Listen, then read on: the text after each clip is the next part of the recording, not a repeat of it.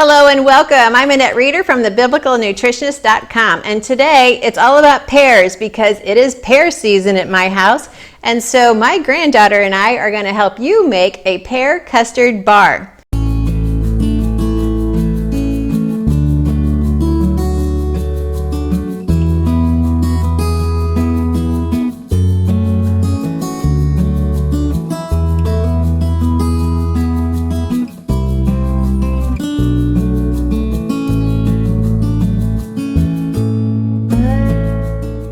So first of all, let's go pick some pears.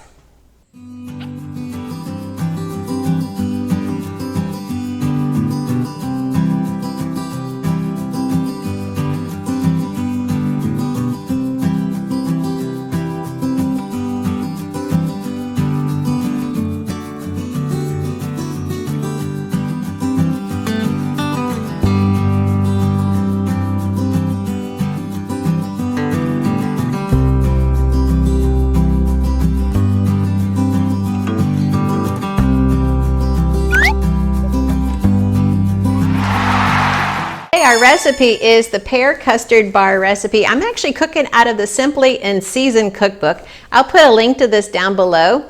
And if you ever have a food and you're like, I just wish I had a recipe for, well, in this case, pears, all you have to do is look up in the back, where's my pear recipes? And they have a lot of really good recipes. So like I said, I'll put a link to it down below so you can grab this cookbook as well. So we picked our pears and we have quite a few. These are more of your Asian type pears, so they're more crisp like an apple, super juicy, a lot of water content in it, and just a sweet but not overly sweet flavor. And those pear trees usually produce every year, so they're my go-to for a definite crop that I'm going to get. So today we're going to go ahead and make this. So we're going to start with, I'm going to be using my, my immersion blender food processor. It's just, I like the size and I like the way it works. We're going to start with adding in some melted butter. It's just more of a softened butter. And we're doing 1/3 cup. To this, we're adding our sugar, which is actually an organic sugar. And we're just going to blend this up. We're just going to cream this.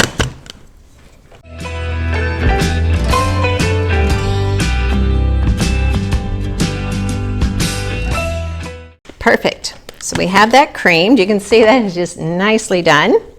Now we're going to go ahead and add in just 1/4 teaspoon of vanilla extract, which is really just enough to give it just a hint of vanilla. We're also going to be adding in some chopped nuts. So we're adding in 2/3 cup of chopped nuts. I also use this machine to chop up my nuts.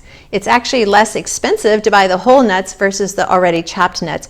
And when I buy the whole nuts and keep them in the freezer, I retain the oil that's inside, which I want for my health, and then just chop them when I'm ready to use them. So let me go ahead and blend that up before we add our flour.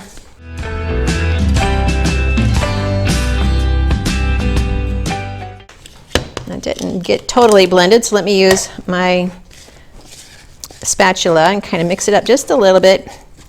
Not going to take much to mix that. And then we're going to go ahead and add some flour. So this is going to be the base of our bars.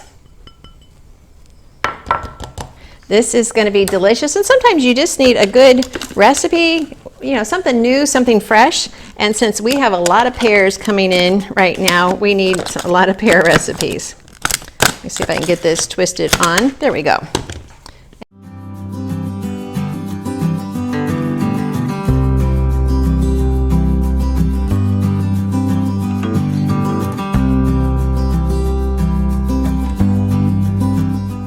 All right, I'm going to go ahead and just finish mixing that with my spatula. There we go. And then we're going to use, the recipe calls for an 8x8 square pan. We're going to go ahead and use a round pan. Let me just clean my surface here. So if you have not planted fruit trees in your yard, the pear tree is just an easy tree to use. It's just a beautiful tree. It's not the same as your Bradford pear that a lot of people decorate their lawns with. It is actually a fruit tree.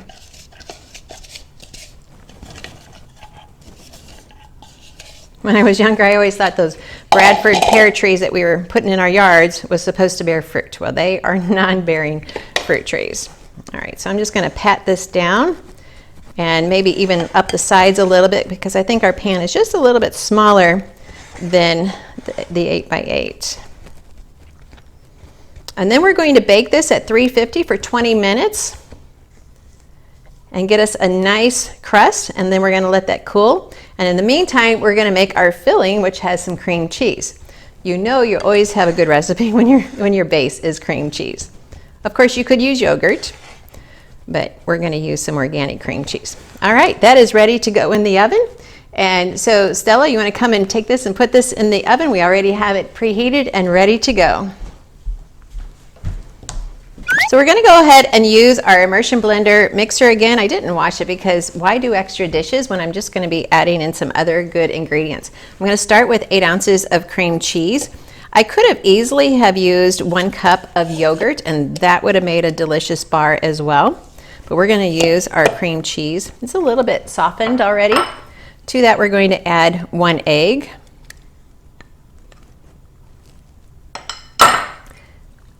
A half a teaspoon of vanilla, and again, some organic sugar. This is a half a cup this time. All right. We already have our pears sliced and ready to go as well. They will be the topping, and then we will decorate that with some cinnamon and sugar. There we go.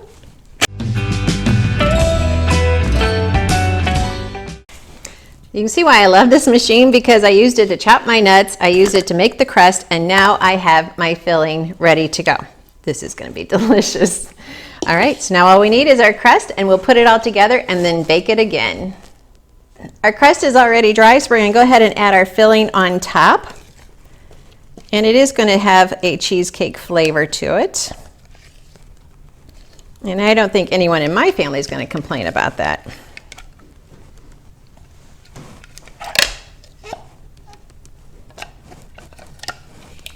I'm going to spread that out. And it calls for 3 cups of sliced pears. We actually are going to have a little bit of extra left over, so we will use those in a different recipe or just have a snack. So just going to go ahead and lay the pears around the pie like this.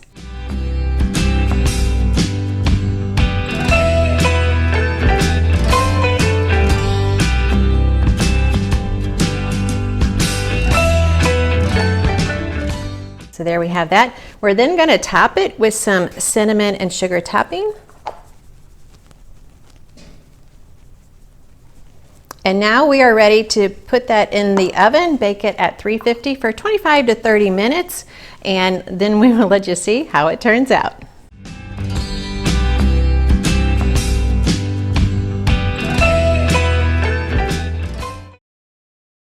So here we have it. It's kind of like a pear cheesecake. It tastes as good as the last time. All right, so enjoy. This is delicious. I can't wait to read your comments about it when you try it at home. Don't forget to hit the like, the subscribe, and all of that. And I just want to give a special shout out to my granddaughter Stella for helping me do this video. Thank you.